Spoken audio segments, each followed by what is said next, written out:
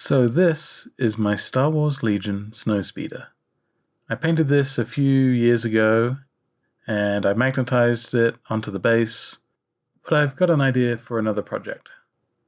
This is a Star Wars Micro Galaxy Squadron Snowspeeder, and as you can see, it's pretty close in size. Maybe.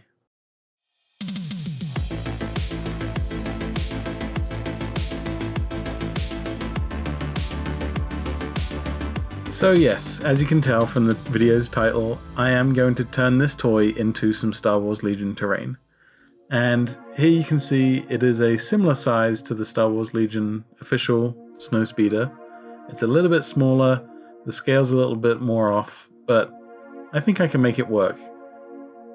I'm planning on crashing this Snowspeeder just like Luke did in the movie, and you can see it's got a few features that I'm probably going to just completely remove. So yeah, without further ado, let's crash this Snowspeeder. I've got a few scraps laying around the desk, and this is a offcut of some Eva foam, and cosplayers use this a lot for making armor and costumes. It reacts nicely to a heat gun and retains its shape once it's been heated up, but today I'm going to use this for the main base, so I'm taking an X-Acto and just cutting out a rough shape. I don't really care as long as I'm within the silhouette of the Snowspeeder. This is just kind of a rough idea of how big I want this base. I'm tidying up the edges with an X-Acto blade. And also, I apologize if my voice sounds off this week. Allergies have absolutely thrashed my sinuses. Next, I'm going to take a heat gun and just heat up this base.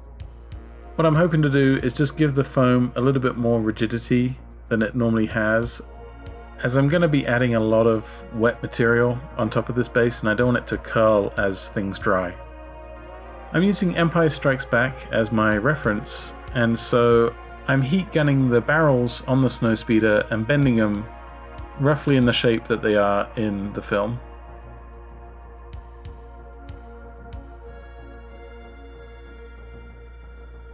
I'm also cutting off the tow cable and just retracting that back into the model, as we don't need it. Next, I want to add just a little bit of height to the Snowspeeder on the base here, so I'm using some Milliput, and this is a 2-part epoxy, and once you mix those 2 parts together you get this kind of putty, and it will dry pretty hard, and it's great for sculpting and adding mass to certain models and details. So here I just added a big lump underneath, and I'm just placing the Snowspeeder on top and getting it in the angle that I want it to be. I'm also filling in a few gaps around the edges here because I'm going to be adding some snow as one of the very last features. But for right now, I just want to fill up as much as I can so that I don't have to waste too much of my snow. Next, I'm just gluing some of those cool play features into place. I could have left them free floating, but I didn't really want the paint job to get scratched or damaged. So I'm just taking my time just going around, and anything that's loose on the toy I'm just gluing down into place. I left the Milliput overnight and you can see it's hardened nicely and it's a good enough base for us to start painting on. And the last thing I'm going to do is just spray it with some matte varnish, and it gives the paint a little bit of tooth to latch onto. And we're starting off with this birch color, and I'm just going to dry brush this on. I'm not too worried about overall placement or coverage right now. I just want to get some bright tones on the base and just kind of brighten this whole model up just a little bit.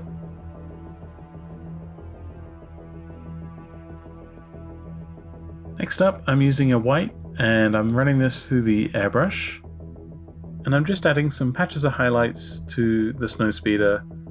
I'm just doing it on really these main panels. I don't want to cover up any of the markings if I can help it. But again, this just helps brighten up the model overall. And while I still have the airbrush going, I'm going to be using a black here, and I'm going to spray this onto the back of the Snowspeeder. In the movie, it's really smoking at the back of the Snowspeeder, but I'm just going to emulate that with some black smog and damage at the back of the Snowspeeder here.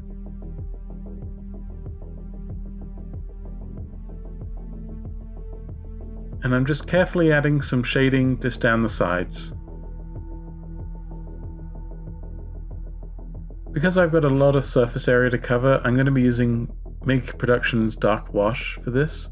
This is an enamel wash, so this is going to go on really thick, and then I'm going to take it right the way down with that thinner afterwards. So for right now, I'm just applying a very heavy coat all over, and you can see it's just going to darken the whole model. I'm also getting inside the cockpit as well, and I'm taking care to not get it too much on the windows. It will naturally fall onto the windows in a minute, but I don't want to just completely overwash the whole model. And then I'm going to come in with the odorless spirits and just start working away at that wash. It's almost like washing a model in reverse. So now I'm just pulling away that dark color and revealing the details of the miniature. And because there's a lot of liquid on the model right now, it's really fun at this stage to start pushing and pulling that wash where you want it to be. So you can see I'm pulling everything downwards towards the front of the Snowspeeder because I want those panels to be shaded but also have an inherent light and shadow. This enamel wash does take a very long time to dry, so it's a great opportunity to take a dry napkin and just mop up some of this excess that's kind of pooled at the bottom of the Snowspeeder here. It's also a good way of just removing some of that really heavy shading in places that you don't want it. And then lastly, just using those odorless spirits just to remove some of that wash on the cockpit, canopy, and still retaining the transparency from the windows.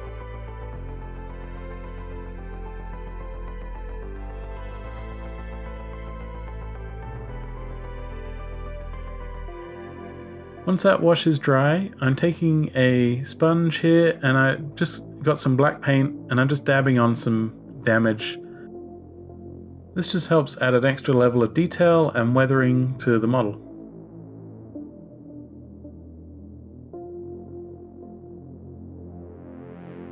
Next I'm taking a neutral grey and I'm just reinforcing some of those original panels and markings that were on the Snowspeeder. Luke's markings are in grey and the other Snowspeeders are in a bright orange, so it really is down to you which colour you want to go for, but I'm going for a specific scene look. I don't want to lose this nice gradient that I've got going on the back of the Snowspeeder, so I'm just adding a couple edge highlights to some of these panels just to help break them out from the overall damaged look. And then I'm taking that pure white and I'm just doing an edge highlight on some of the panels on the front of the Snowspeeder. Luckily the model is quite angular, so I'm able just to run the edge of my brush along the side and it will catch some of that white paint and create a nice sharp edge highlight.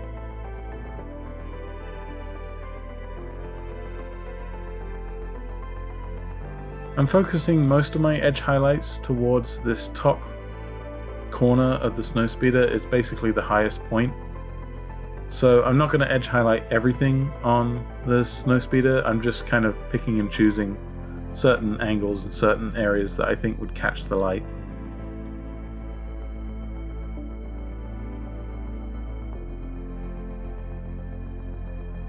And then lastly, I'm just painting the harpoon gun in black.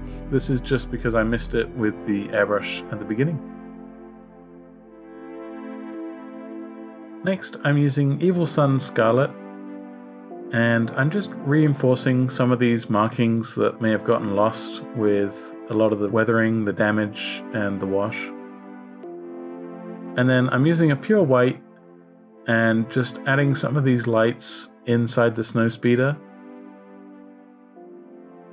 Some of the scales may be off, but I absolutely love these Micro Galaxy Squadron toys because they're so great with accurate details in the sculpt.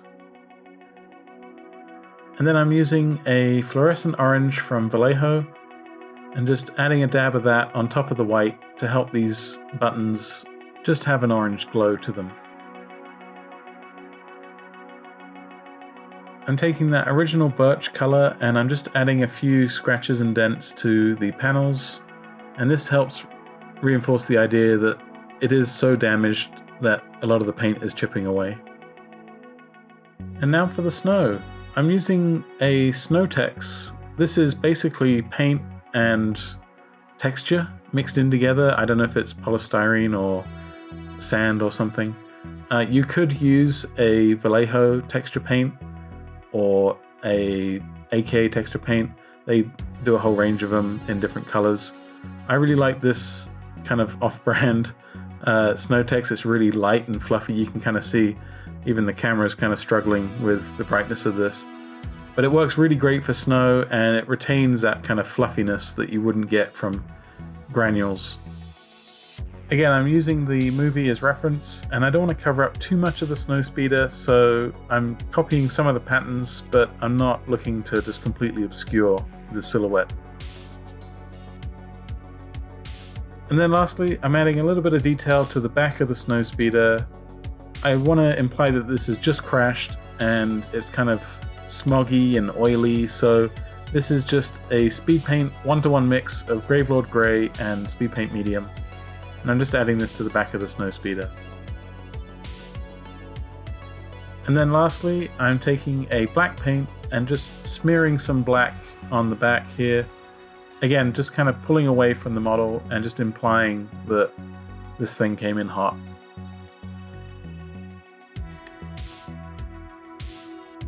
And there we have it, Luke's Snowspeeder just crashed on the planet of Hoth. I think this came out really awesome. It was super quick and easy to do. I used a lot of scraps that I had laying around to kind of create this. Like I say, the scale is just slightly smaller than the normal Legion one, but I think you can fudge it with just a lot of like heavy damage and snow obscuring those details. I think this works great as a diorama piece, and also, more importantly, Star Wars Legion terrain. Let me know what you think down in the comments below. Did I kind of pull this off? And if you're new to the channel, consider subscribing, liking the video. That also really helps me out. Thank you so much for watching, and I will see you all in the next one.